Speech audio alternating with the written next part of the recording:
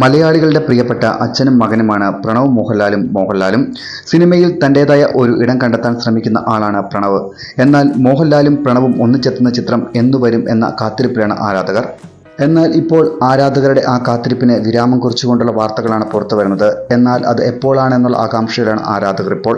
കാരണം ആരാധകരുടെ ഏറെ നാളായിട്ടുള്ള കാത്തിരിപ്പിനാണ് ഈ വാർത്ത ആവേശം പകരുന്നത്.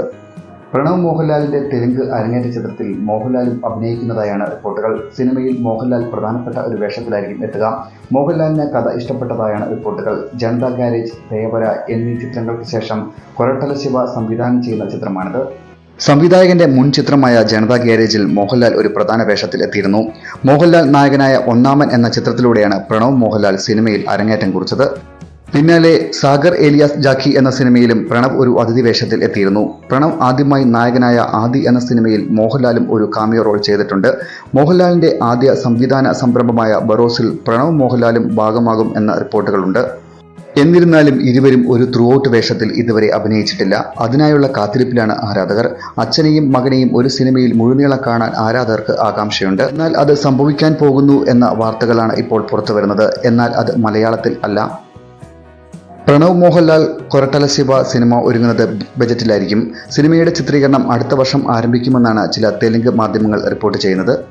പുഷ്പ 2, ജനതാ ഗ്യാരേജ് എന്നീ ചിത്രങ്ങൾ നിർമ്മിച്ച മൈത്രി മൂവി മേക്കേഴ്സാണ് ഈ ചിത്രവും നിർമ്മിക്കുന്നത്.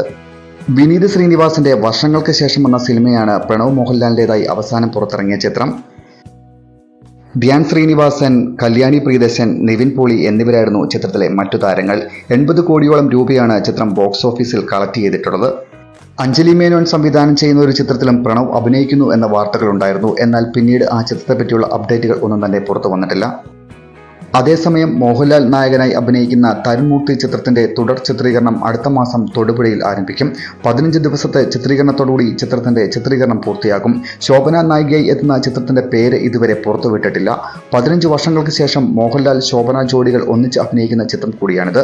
മോഹൻലാൽ ഒരു സാധാരണക്കാരനായ ടാക്സി ഡ്രൈവറുടെ വേഷമാണ് ഈ ചിത്രത്തിൽ കൈകാര്യം ചെയ്യുന്നത്. 8 വർഷത്തോളം എടുത്താണ് ഈ ചിത്രത്തിന്റെ കഥയും തിരക്കഥയും പൂർത്തിയായെന്ന് മോഹൻലാൽ ഒരു അഭിമുഖത്തിൽ പറഞ്ഞിട്ടുണ്ട്. ബിനു പപ്പു, ഫർഹാൻ ഫാസിൽ, മണിയമ്പള രാജു, ആശാ ചാന്ദിനി ബൈജു തുടങ്ങിയവരാണ് മറ്റു താരങ്ങൾ. നിരവധി പുതുമുഖങ്ങളും ചിത്രത്തിൽ അണിനിരക്കുന്നുണ്ട്. രജപുത്രയുടെ ബാനറിൽ എം രഞ്ജിത്താണ് ചിത്രം നിർമ്മിക്കുന്നത്. ചിത്രം ക്രിസ്മസ് റിലീസായിട്ടാണ് ഒരുങ്ങുന്നത്. KR സുനിലിൻ്റെതാണ് കഥ. ഛായാഗ്രഹണം നിർവഹിക്കുന്നത് ഷാജികുമാർ. KR സുനിലും തരുൺ മൂർത്തിയും ചേർന്നാണ് ചിത്രത്തിന്റെ തിരക്കഥ ഒരുക്കിയിരിക്കുന്നത്. അതേസമയം മോഹൻലാലിൻ്റെതായി റിലീസ് കാത്തിരിക്കുന്ന ചിത്രമാണ് മോഹൻലാലിന്റെ സംവിധാന സംരംഭത്തിൽ ഒരുങ്ങിയ ബറോസ്. എന്നാൽ ചിത്രത്തിന്റെ റിലീസ് ഇനിയും നീളുമെന്നാണ് പുറത്തുവരുന്ന വാർത്തകൾ. നിങ്ങൾക്ക് ഈ വീഡിയോ ഇഷ്ടമായാൽ ലൈക്ക് ചെയ്യാനും ചാനൽ സബ്സ്ക്രൈബ് ചെയ്യാനും മറക്കല്ലേ. കൂടുതൽ സിനിമാ ലോകത്തെ വാർത്തകളുമായി വീണ്ടും കാണാം. നന്ദി.